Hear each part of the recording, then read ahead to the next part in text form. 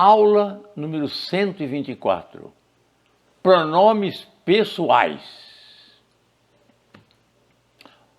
Ouça esse soneto de José Régio.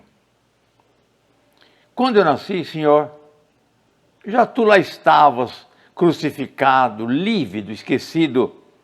Não respondeste, pois, ao meu gemido que há muito tempo já que não falavas. Redemoinhavam longe as turbas bravas, alevantando ao ar fumo e alarido, e a tua benta cruz de Deus vencido, quis eu erguê-la em minhas mãos escravas. A turba veio então, seguiu-me os rastros, e riu-se, e eu nem sequer fui açoitado, e dos braços da cruz fizeram mastros. Senhor, eis-me vencido e tolerado. Resta-me abrir os braços ao teu lado e apodrecer contigo à luz dos astros. Fulminante, hein?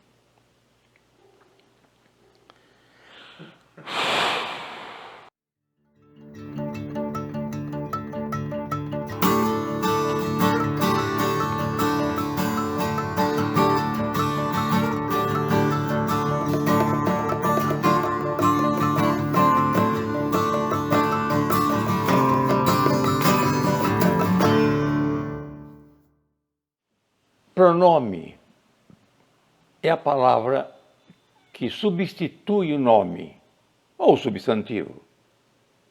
Ou fica ao lado do substantivo ou do nome, indicando a pessoa gramatical. Enfim, pronome é a palavra que substitui o nome, ou fica ao lado do nome, indicando a pessoa gramatical. Este quadro demonstra perfeitamente e didaticamente a função dos pronomes pessoais. Dividimos em primeira pessoa, segunda pessoa e terceira pessoa. A primeira pessoa, quem fala no discurso? Eu. Nós. A segunda pessoa, com quem se fala? Tu, vós. A terceira pessoa, de quem se fala? Ele, eles. São do caso reto, porque na oração ele substitui o sujeito, o nome que seria o sujeito. Se um substantivo ocupe a função de sujeito da oração, o pronome do caso reto substitui o sujeito da oração. Eu substituindo a primeira pessoa, tu substituindo a segunda pessoa e ele substituindo a terceira pessoa de quem se fala, ou da coisa de que se fala. O caso oblíquo funciona como objeto, direto ou indireto. Até eventualmente de adjunto adverbial.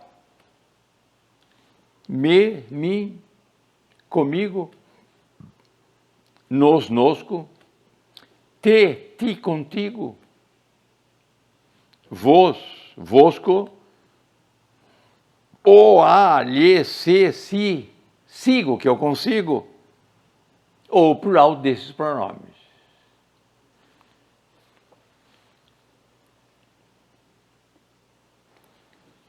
Em resumo, primeira pessoa, aquele que fala, eu trabalho. Segunda pessoa, aquele com quem se fala, tu trabalhas. Terceira pessoa, aquele de quem se fala, ele trabalha. Esse é o pronome pessoal do caso reto e do caso oblíquo. Vamos ver o poema de José Régio. Está no vídeo.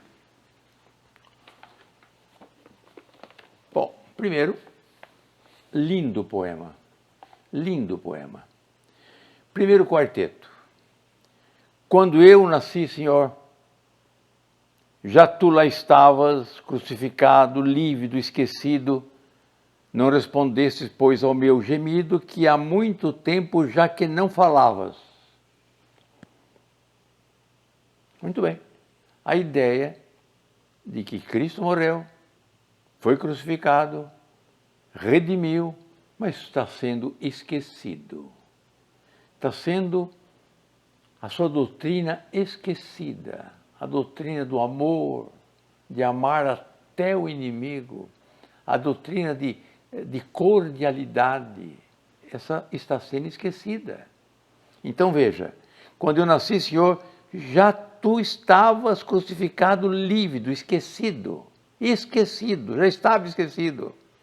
Quando eu nasci, quando o poeta ou o sujeito lírico nasceu, já estava esquecido. O mundo já não estava tão cristão como cuidaria que fosse. Não respondesses, pois, ao meu gemido, que há muito tempo, já que não falavas, essa oração tem ideia causal. Não respondesse, pois, ao meu gemido, porque há muito tempo já não falavas. Esse que, segundo, é meramente expletivo. Mas como a aula hoje é de pronome, qual é o pronome pessoal que eu estou vendo e lendo neste primeiro quarteto? Vamos lá. Quando eu nasci, eu, substituindo o locutor, aquele que está falando, como disse na definição inicial. Senhor, já tu estavas crucificado. Outro pronome pessoal, tu, substituindo a segunda pessoa, com quem eu estou falando. Ele é meu interlocutor.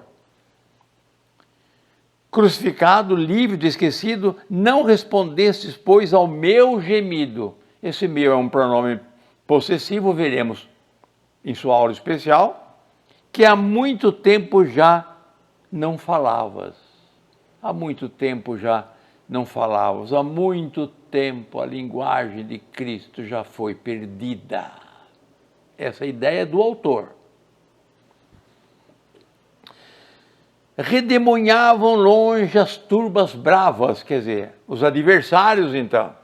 O adversário da criatividade, do amor, da amizade, da ideia de que todos nascemos iguais. Redemoinhavam ao longe as turbas bravas, alevantando ao ar o fumo e alarido. Fumo é fumaça e alarido. E também alevantava a tua benta cruz de Deus vencido. Venceram? Foi crucificado? Que eu erguê-la, quis eu erguê-la em minhas mãos escravas. Esta mesma cruz eu quis erguê-la novamente. Eu quis pregar o cristianismo novamente. Eu quis pregar o amor, a cordialidade, o respeito, a dignidade. É isso que o autor está dizendo. Que pronome eu leio no segundo quarteto? Vamos ver se há pronome. Redemoinhavam longe as turbas bravas, alevantando ao ar o fumo, a fumaça e alarido, e a tua benta cruz de Deus vencido. Eu falei que o pronome substitui o substantivo, ou ao lado dele indica pessoa gramatical. Esse tua não está no lugar de uma palavra, mas está indicando que essa benta cruz é do meu interlocutor. E jogou então o pronome para a segunda pessoa do singular, que é a pessoa do interlocutor, com quem estou falando. Minha casa, tua casa. Então o pronome substitui o nome ou indica a pessoa gramatical, ao lado do nome. E a tua cruz de Deus vencido, quis eu erguê-la em minhas mãos escravas. Quis eu. Sim, pronome pessoal do caso reto, substituindo o locutor. Quis eu erguê-la. Pronto, um pronome oblíquo, porque funciona como objeto. Quer dizer, Eu quis erguer a cruz de Deus vencido. Eu quis renovar o cristianismo. Eu quis pregar a renovação dele. Eu quis erguer-lhe minhas mãos escravas. Eu, pronome pessoal. A, lá, que é o A, tem o L, porque eu suprimi a letra R. Eu quis erguer-la em minhas mãos escravas. Minhas mãos é um pronome ao lado do substantivo, indicando a pessoa gramatical. Qual é a pessoa gramatical das mãos escravas? Quem fala? Então, minhas mãos escravas. E lá em cima, meu gemido, indicando a pessoa gramatical.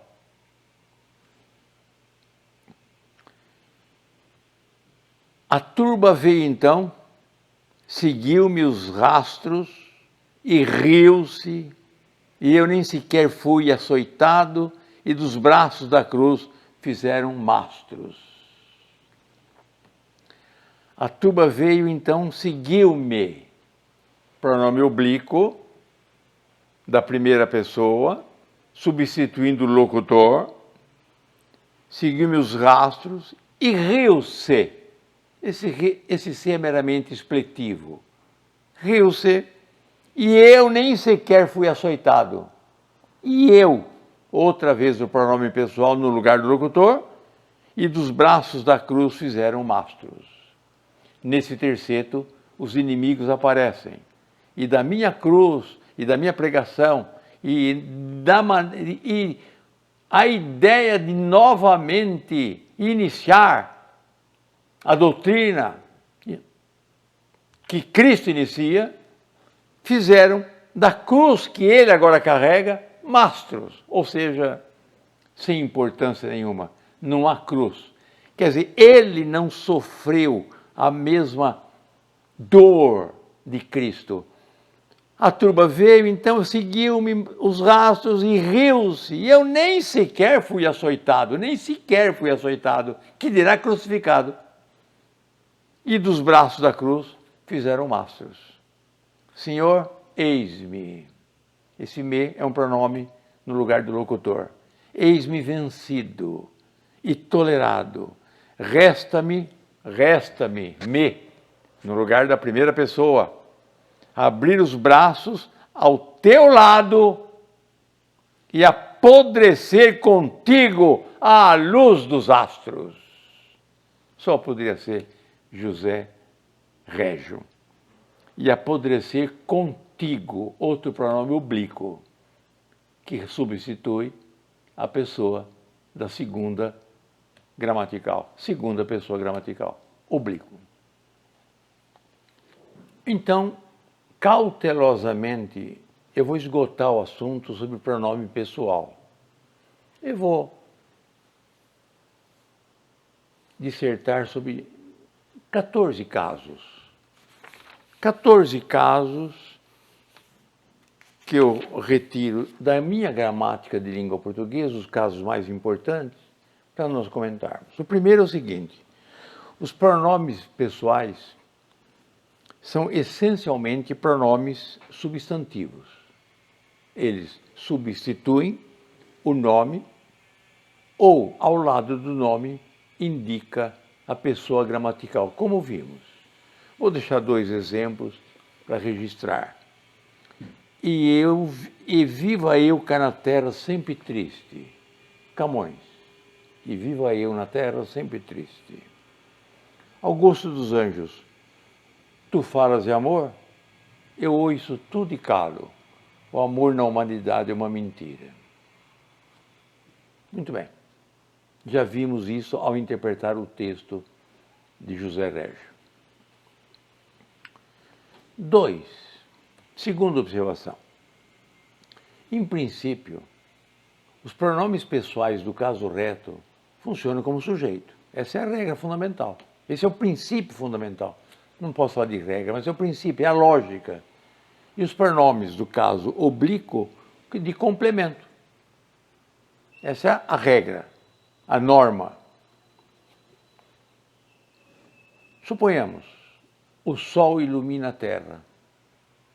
Se eu quiser repetir esta oração, tirando o sujeito sol e colocando um pronome, eu digo, ele ilumina a terra. O sol ilumina a terra? Sim, ele ilumina a terra.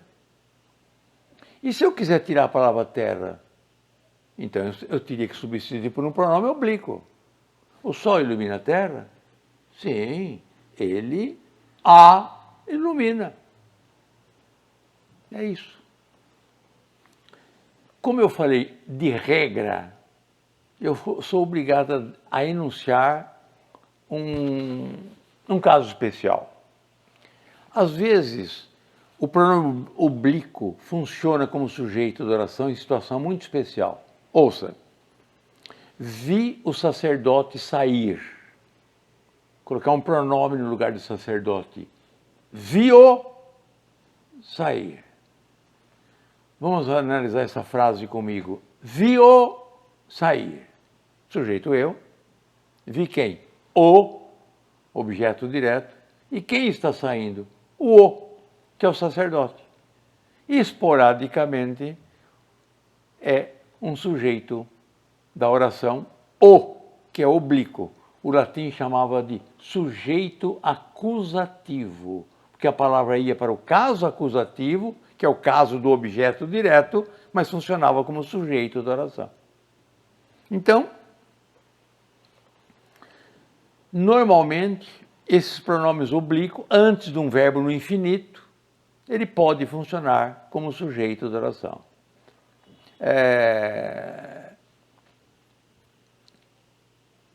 Outro exemplo. Deixa-me falar calmamente. Deixa-me falar. Deixa quem? Me. E quem que vai falar? Me. Sujeito da oração. Filho, estudar. Esse o é o sujeito de estudar. O poeta deixou-se ficar à janela. O poeta deixou quem? Se, a si mesmo. Quem ficou à janela? Se, que é o poeta. Casos especiais em que o pronome oblíquo funciona como sujeito da oração. Observação número 4 do professor. Considere. Nós é plural de eu. Vós é plural de tu. E eles é plural de ele. Assim, nós equivale a eu e tu. Vós equivale a tu e eles. E eles equivalem a mais de um ser. O que eu quero dizer é o seguinte. Nesta frase que eu vou colocar para vocês, observa esta oração. Tu e os professores professais a religião católica. Corretíssimo. Porque tu e eles professais. Eu tenho que colocar o tu dentro da ação verbal. Se eu disser tu e os professores professam a religião católica, tu ficou ao lado, ficou fora da oração. Mais uma. Tu e os estrangeiros deveis apresentar o passaporte? Por que deveis? Porque é tu e eles. Tu e eles. Eu coloco o verbo vós, para concordar com ambos. Agora, é errado eu dizer, professor, tu e os professores professam a religião católica? Não. O povo fala assim. É comum ouvir-se falar assim, mas estou dando a lógica. A lógica. Eu não posso excluir o tu da ação verbal. Não vamos dizer que é erro de português. Diga como quiser. Mas se quiser ser clássico, se quiser se apoiar no texto gramatical, tu e os estrangeiros deveis apresentar o passaporte. Para o verbo pressupor também a pessoa tu. Agora, eles e os estrangeiros devem apresentar o passaporte. Tudo bem.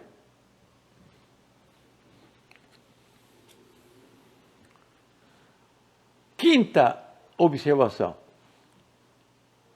Os pronomes eu e tu,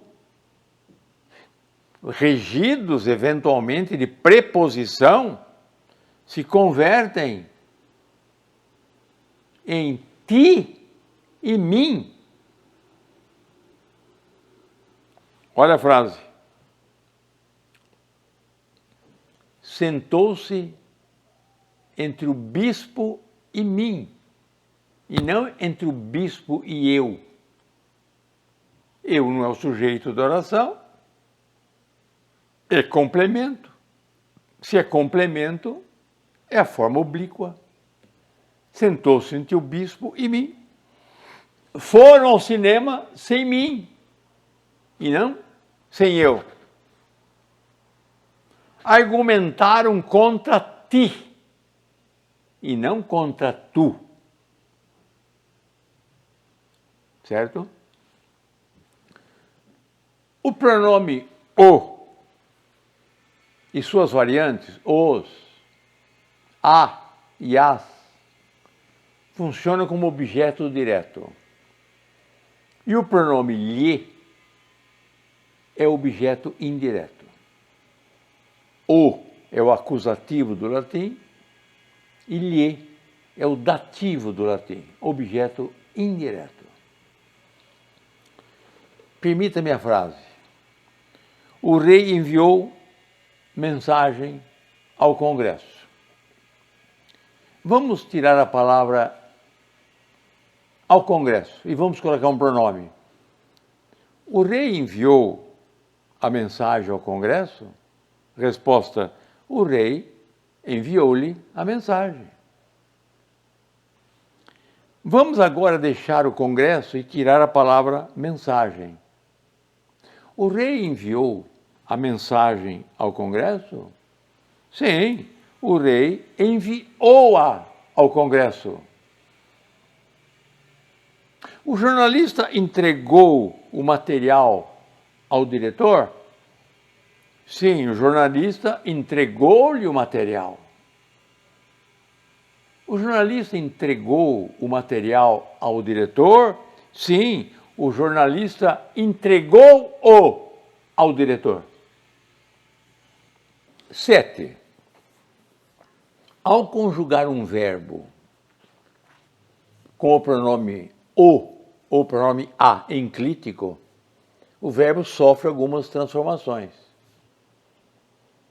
Quando termina em S, R ou Z, eu coloco lo. E se for um som nasal de M, eu coloco no. Assim. Você ama a namorada? Amo-a. Tu ama-la. Ele ama-a. Nós amamos-la. Vós amai-la e eles amam-na. Essa é a língua portuguesa. Deu para entender? Eu vou conjugar o verbo pôr. Você põe o lápis sobre a mesa? Ponho.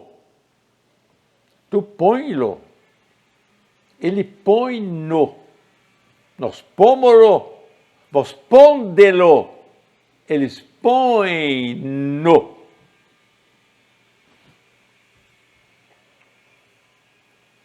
Vamos colocar o verbo dar.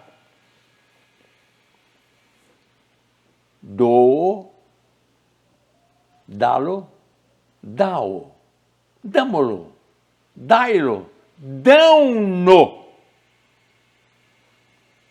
Língua portuguesa. Se o pronome é enclítico, são essas variações que ocorrem. Se o verbo terminar em S, R ou Z, eu corto o S, o R ou Z e coloco lo ou lá. Se por acaso terminar em M, um som nasal, como põe, é melhor no, põe-no. Pôr o lápis sobre a mesa, põe-no sobre a mesa. Essa é a transformação que sofre o pronome o e o pronome a quando enclítico ao verbo. Se não quiser colocar enclítico, coloca antes, proclítico, e não há essas transformações. Você pode usar o pronome oblíquo como possessivo. E isso é elegante numa redação. Se você treinar um pouquinho em casa, você percebe que você pode usar um pronome me, o pronome lhe, o pronome te como posse ao lado do substantivo. E é elegante, é muito clássico. Por exemplo, morreu-lhe a esperança. A ideia é que morreu sua esperança. Dói-me o dente. Esse dói-me o dente dói o meu dente. Esse me é um pronome possessivo. É elegante isso. Ao invés de dizer dói meu dente, que também está correto, dói-me o dente. Vamos ver uma frase de Machado de Assis. Pudesse eu copiar-te o transparente lume, pudesse eu copiar-te o transparente lume, pudesse eu copiar o teu transparente lume. Esse te é pronome possessivo. Vamos ver o Olavo Bilac. Ferve-me o sangue, acalma-o com o teu beijo. Ferve-me o sangue, ferve o meu sangue, acalma-o com o teu beijo. Tente usar o pronome me, te, lhe, nos, vos como possessivo. Ao invés de falar roubaram sua caneta, roubaram-lhe a caneta. Amigo, roubaram-lhe a caneta, sua caneta. Observação 10.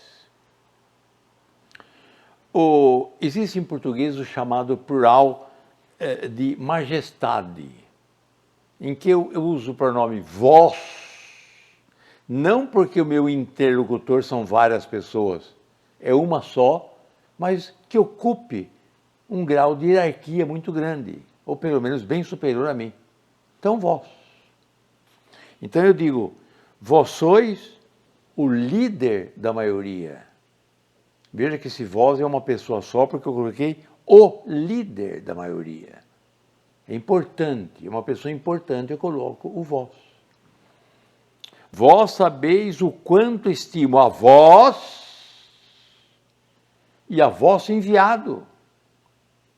É uma só pessoa, de majestade, chama plural de majestade.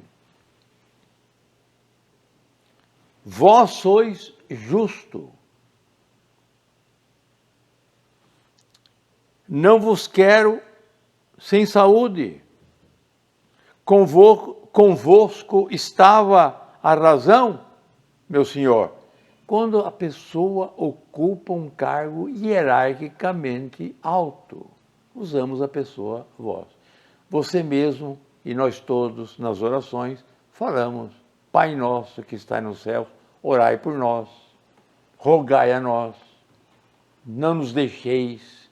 Eu uso o plural, não para várias pessoas, mas para uma só, com a qual estou me comunicando. Assim como existe o plural vós, de majestade, existe o plural nós, de modéstia. O locutor usa o nós, não em nome de várias pessoas, mas dela só. É até elegante em alguns momentos dizermos isso.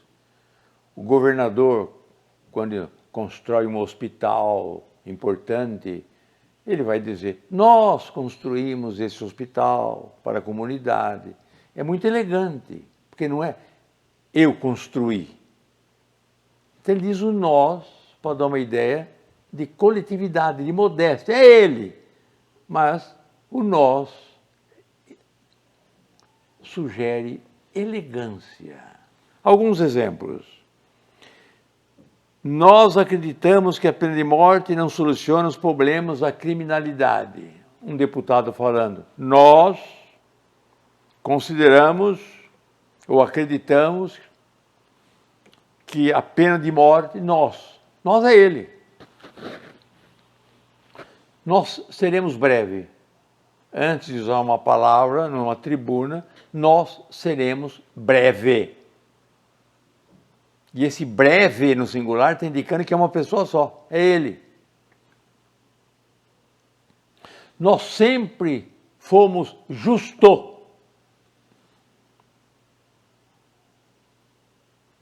A crítica não nos assusta. Conosco ninguém veio falar, ao invés de comigo. Modéstia, simplicidade, humildade. O pronome mim e ti nunca podem ser sujeito das orações. Gravatas para eu usar e não para mim. Comprei gravatas para mim.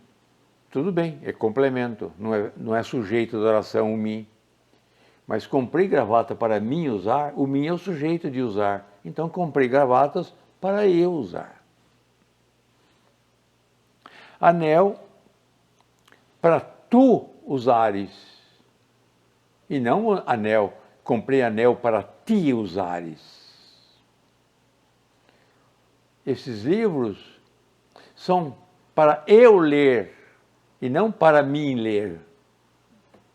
Comprei livros para mim e comprei livros para eu ler.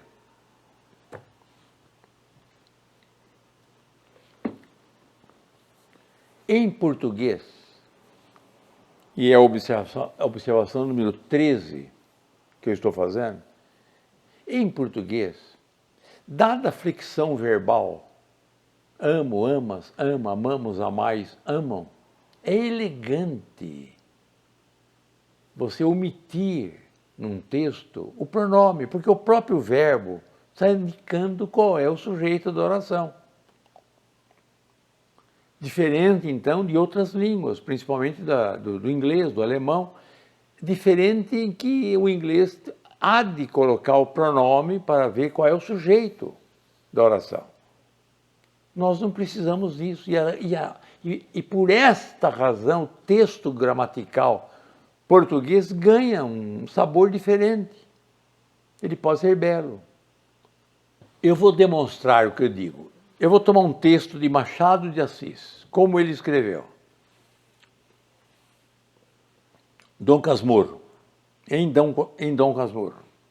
Observa que ele só vai usar o pronome pessoal uma vez e vai omitir todos. Jantei fora.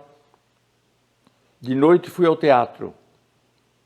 Representava-se juntamente Otelo, que eu não vira nem lera nunca. Sabia apenas o assunto e estimei a coincidência. Vi as grandes rivais do Mouro por causa de um lenço, um simples lenço.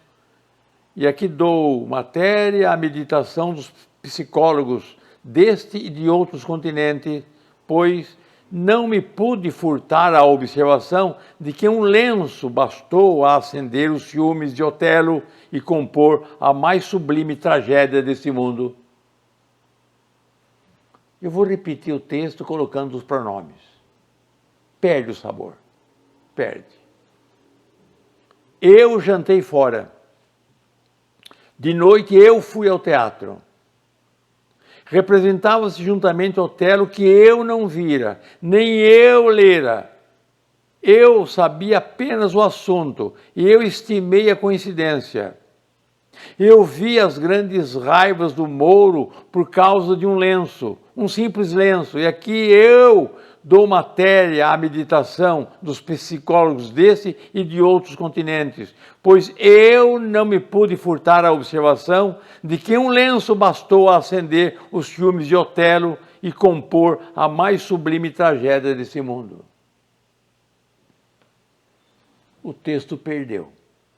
Perdeu de sonoridade, perdeu de harmonia. O texto de Machado de Assis, sem o pronome pessoal, ganha em estilo, ganha em beleza.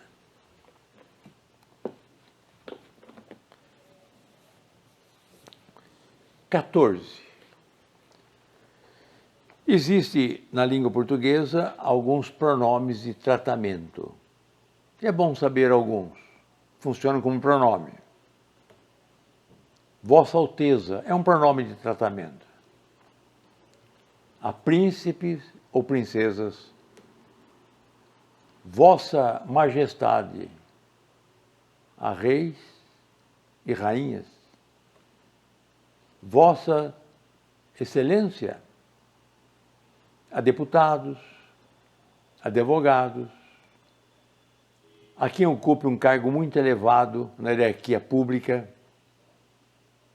ao presidente da República, ao governador do Estado. Vossa Santidade, ao Papa. Vossa Eminência, aos cardeais. Vossa Reverendíssima, ao sacerdote, reverendo. Vossa Magnificência, ao reitor da universidade. Diga a ele, então, ilustríssimo, não, magnificentíssimo reitor. Vossa Senhoria, ao que ocupa um cargo público não tão elevado, e as cartas de cortesia aos diretores de empresas, as cartas comerciais novamente, se diz Vossa Senhoria. Antes desse pronome, eu coloco vossa, se o nome for meu interlocutor. E coloco sua, se for assunto. Então, ouça, Vossa Excelência e Sua Excelência. Eu vou fazer um diálogo. Diria o deputado ao governador: quando Vossa Excelência visitará a Assembleia?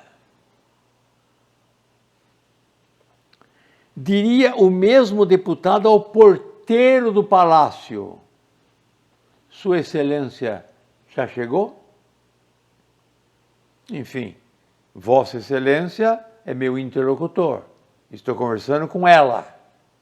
Sua Excelência é assunto. Estou falando dela.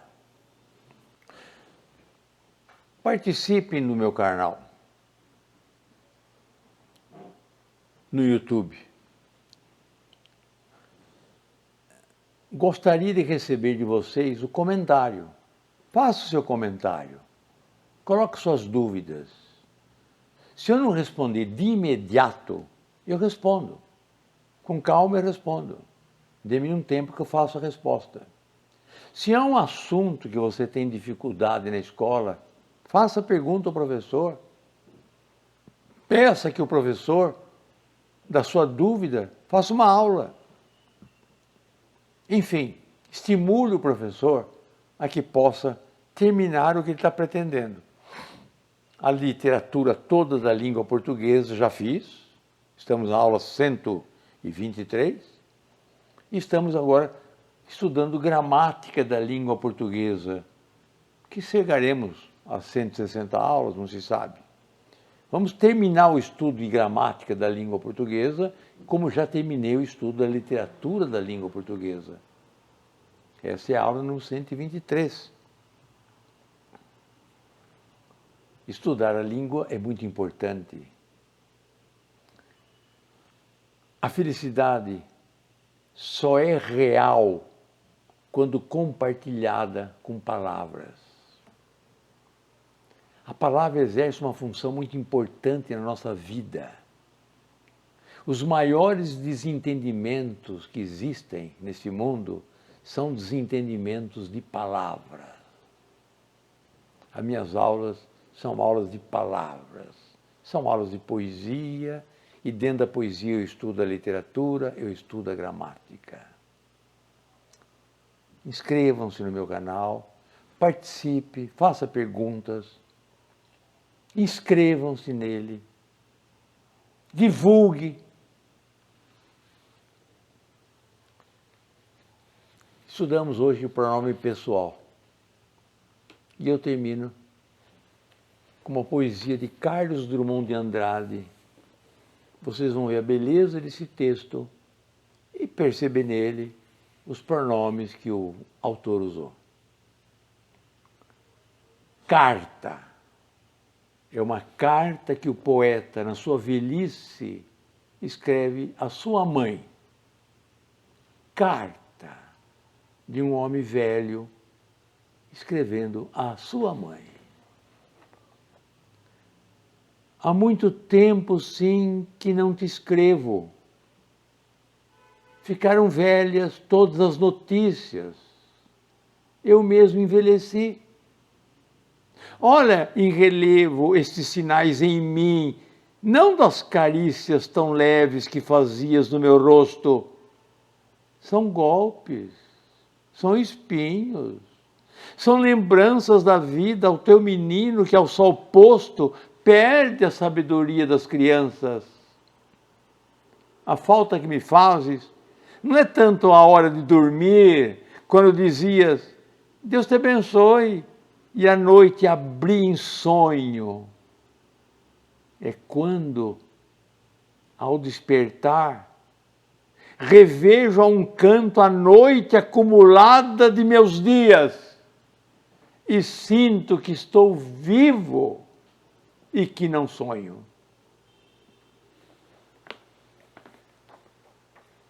A minha pátria é a língua portuguesa.